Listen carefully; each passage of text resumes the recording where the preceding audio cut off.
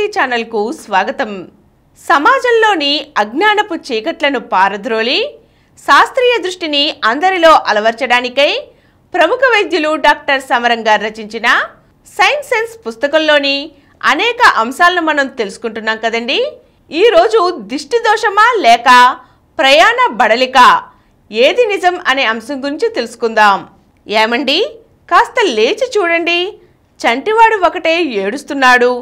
చూడపోతే ఒళ్ళు వేడిగా లేదు, కానీ పాలు తాగడాయే, ఏడుపు మానడాయే.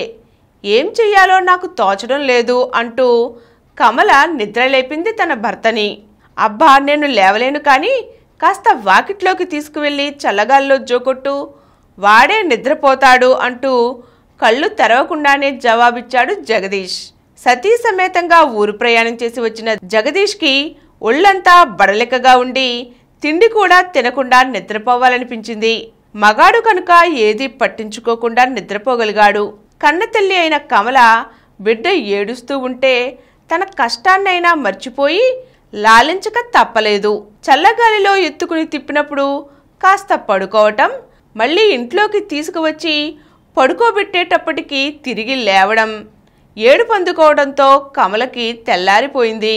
ఉదయం లేచేసరికి చంటివాడికి కాస్త ఒళ్ళు వేడిగా కూడా ఉంది. తాగిన కాస్త పాలు కక్కేయడం జరిగింది. తెల్లవారుతూనే ప్రక్కింటి పిండిగారు లేచి వచ్చి, ఏమిటమ్మాయి, రాత్రంతా చంటివాడు ఏడుస్తూనే ఉన్నట్లున్నాడు. అదేమిటి, పండులాగా ఉండే పిల్లవాడు ఇలా పాడైపోయాడేమిటి? ఏమోనమ్మా, ఇంత దూరం ప్రయాణం చేసి వచ్చావు, ఏ పాడుకళ్ళు పడ్డాయో ఏమిటో. వాళ్ళ దిష్టి తగిలి పండులాగా ఉండే పసివాడు వడిలిపోయాడంటూ ప్రేమనంతటినీ ఒలకబోసింది. కమలకి ప్రక్కింటి పిన్నిగారు చెప్పిన విషయంలో నిజం లేకపోలేదు అనిపించింది. తాను వెళ్ళిన ఊళ్ళో తమ వాళ్లంతా బాబుని ఎత్తుకుని బొద్దుగా ఉన్నాడని ముద్దాడిన వాళ్లే. తన తోటికోళ్ళ విషయం చెప్పనే అవసరం లేదు.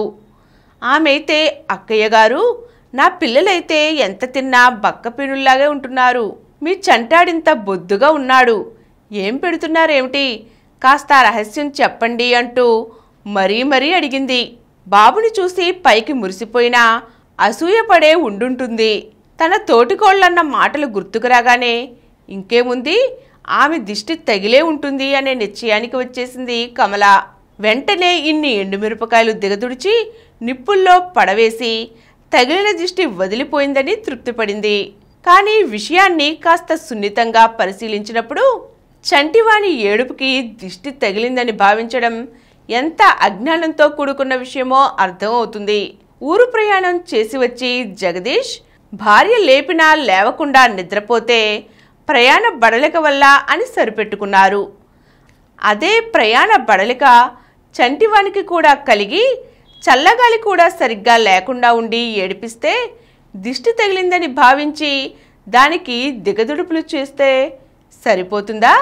ఒకే విషయాన్ని ఇక్కడ రెండు దృక్కోణాలతో చూడడంలోనే మన మౌఢ్యం కనిపిస్తుంది. దిష్టి దోషం అనేది కేవలం మూఢనమ్మకం మాత్రమే. కొందరి చూపులు చెడ్డవి, మరికొందరి చూపులు మంచివి అనుకోవడం అర్థం లేని మాట. మనకు తెలియకుండానే వారి చూపులు మన మీద పడితే క్షీణించిపోతామనుకోవడం మన మౌఢ్యానికి చిహ్నం. ఇంటికి నలుగురు బంధుమిత్రులు వచ్చి చంటి పిల్లల్ని ఎత్తుకొని ముద్దాడినా లేదా చంటి పిల్లల్ని తీసుకుని బయటకు వెళ్ళి వచ్చినా వాళ్ళు తేలికగా నలిగిపోవడం సహజమైన విషయమే. అటువంటప్పుడు పిల్లలు ఏడవటం, పాలు సరిగా తాగకపోవడం కూడా సహజమే. అది కేవలం శారీరక అలసట వల్లే కానీ ఎదుటివారి చెడు చూపుల వల్ల కాదు. దిష్టి దోషం పిల్లలకు తగిలిందని భావించినప్పుడు ఎండుమిరపకాయలు దిగదుడిచి నిప్పుల్లో పడవేస్తారు. నిప్పుల్లో పడవేసిన మిరపకాయలు గొట్టును బట్టి దిష్టి దోషం వదిలిపోయిందని భావిస్తారు.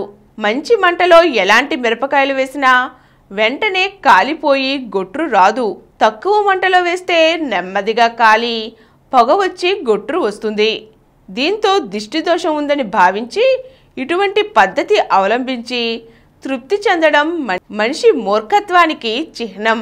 దిష్టి దోషాన్ని పోగొట్టుకునే విషయంలో మరొక పద్ధతి కూడా అవలంబిస్తారు. పళ్ళెల్లో నీళ్లు పోస్తారు. పిల్లవానికి దిగదుడిచి ఒక పెద్ద గుడ్డకు నిప్పంటించి ఆ మండుతున్న గుడ్డను ఒక కుండలోనో బిందెలోనో వేసి 2 నిమిషాలు ఉంచి ఆ కుండనో బిందెనో నీళ్లున్న పళ్ళెంలో బోర్లిస్తారు. కొద్దిసేపట్లో పళ్ళెంలోని నీళ్ళని ఆ కుండ పీల్చుకుంటుంది. దానితో దిష్టి దోషం పరిహారం అయిందని భావిస్తారు. నిజానికి ఇది దిష్టి దోషంతో సంబంధం లేనిది. అలా ఎప్పుడు చేసినా అవుతుంది. గాలిలో 5 పాళ్లలో 1 పాలు ప్రాణవాయువు ఉంటుంది. మన ఊపిరికి కానీ ఏదైనా నిప్పు మండటానికి కానీ ప్రాణవాయువు అవసరం. అందుచేతనే నిప్పు రగులుకోవడానికి ఊదుతాం. ఊదిన గాలిలోని ప్రాణవాయువు వల్ల నిప్పు మండుతుంది. కుండలో కాల్చిన గుడ్డ వేయగానే అందులో ఉన్న గాలిలోని 5వ వంతు ప్రాణవాయువు ఈ గుడ్డ మండడానికి సరిపోతుంది. అందుచేత కుండలో 5వ వంతు భాగం ఖాళీ ఏర్పడుతుంది. ఆ ఖాళీలోనికి పళ్ళెంలోని ప్రాణవాయువు సర్దుకుంటుంది. ఆ సర్దుకోవడంలో పళ్ళెంలోని నీరు కుండలోకి పీల్చుకోవడం జరుగుతుంది. దీనిని ఎప్పుడైనా నిర్ధారణ చేసి చూసుకోవచ్చు. ఇటువంటి సైన్స్ సూత్రాన్ని తీసుకుని దిష్టిదోషం పరిహారమైందని చెప్పుకోవడానికి ఉపయోగించుకుంటున్నారు. కానీ దీనిలోని శాస్త్రీయ దృష్టిని, సైన్స్ విజ్ఞానాన్ని ఎవరూ అర్థం చేసుకోవడం లేదు. అందువల్లే దిష్టిదోషం అనేదాన్ని ఎక్కువ మంది నమ్ముతూ కూర్చుంటున్నారు. ఈరోజు మనం దిష్టిదోషం వల్ల పిల్లవాడు ఏడుస్తున్నాడు అనుకోవడంలో ఎంత మూర్ఖత్వం ఉందో, అలాగే దిష్టిదోషం అనేది దిగదూర్చడానికి చేసే ప్రక్రియల్లో ఎటువంటి శాస్త్రీయత ఉందో తెలుసుకున్నాం కదండి. మరో చక్కని అంశంతో మళ్ళీ కలుద్దాం. ఈ కార్యక్రమం మీకు ఎంతో నచ్చింది కదా. ఇటువంటి మరిన్ని వీడియోల కోసం అనతి కాలంలోనే 20 కోట్ల వ్యూస్ సాధించిన సమరం ఛానల్ సమర్పించు సమరం ప్రగతి ఛానల్కు సబ్స్క్రైబ్ చేయండి, లైక్ చేయండి, మీ ఫ్రెండ్స్కి షేర్ చేయండి. అలాగే ప్రక్కనున్న గంట సింబల్ని ప్రెస్ చేయడం మర్చిపోకండి.